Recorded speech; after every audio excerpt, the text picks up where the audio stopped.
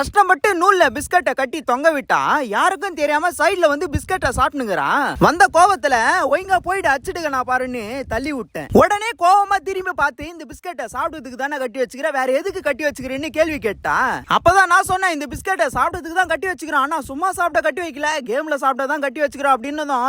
Please பா என்ன கேம்ல சேர்த்துங்க பான்னு கெஞ்சி கேட்க ஆரம்பிச்சுட்டான். சரி சரி இந்த கேமை நீயே விளையாடு அப்படின்னு சொன்னதும் உடனே ஓகே ஓகேன்னு சொல்லிட்டு கேமுக்கு ரெடி ஆயிட்டான். கேம் என்னன்னா முதல்ல கண்ணை கட்டி பிஸ்கட் முன்னாடி நிக்க வச்சிருவோம். அதுக்கப்புறம் இங்க மொத்தம் 7 பிஸ்கட் கட்டி தொங்க விடப்பட்டிருக்கு. அதுல ஏதாச்சும் ஒரு 3 பிஸ்கட்டுக்கு மேல ஒரு ரூபாய் நோட்டை கட்டி தொங்க விட்டுருவோம். அந்த வகையில ஒரு பிஸ்கட்டுக்கு மேல 500 ரூபாய் நோட்டோ, இன்னொரு பிஸ்கட்டுக்கு மேல 200 ரூபாய் நோட்டோ, இன்னொரு பிஸ்கட் மேல 100 ரூபாய் நோட்டோன்னு சொல்லி மொத்தம் 800 ரூபாய் கட்டி வச்சிருக்கோம். இப்ப இவன் எந்த பிஸ்கட்டை சாப்பிடறாலும் அந்த பிஸ்கட் மேல காசு இருந்தா அந்த காசை இவன் அப்படியே எடுத்துக்கலாம். ஒருவேளை இவன் சாப்பிட்ட 3 பிஸ்கட்டுக்கு மேலயும் காசு இல்லையா மீதி இருக்கிற 4 பிஸ்கட்டையும் இவ்வளவு சாப்பிட சொல்லிட்டு வீட்டுக்கு அனுப்பிச்சிருவோம். ஆனா இவன் அவ்வளவு சீக்கிரமா தோல்வியை சந்திக்க மாட்டா, கண்டிப்பா காசை வின் பண்ணிட்டு தான் வீட்டுக்கு போவா. இப்ப கேம் ஸ்டார்ட் ஆயிடுச்சு. பவித்ரா பிஸ்கட்டை சாப்பிட ஆரம்பிச்சுட்டா. வெற்றிகரமா பவித்ரா இப்ப முதல் பிஸ்கட்டை சாப்பிட்டுட்டு இருக்கா.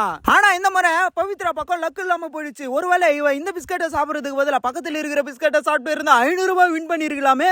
இப்ப இவ ரெண்டாவது பிஸ்கட்டை சாப்பிட ஆரம்பிச்சுட்டா. ரெண்டாவது பிஸ்கட்டையும் வெற்றிகரமா சாப்பிட்டுட்டு இருக்கா. ஆனா இந்த முறையா இவ பக்கம் லக்கு இல்லாம போயிடுச்சு. ஒருவேளை இவளுக்கு சோத்து கை பக்கம் இருக்கிற பிஸ்கட்டை சாப்பிட்டு இருந்தா கண்டிப்பா இவ 200 ரூபாய் வின் பண்ணிருக்கலாமே.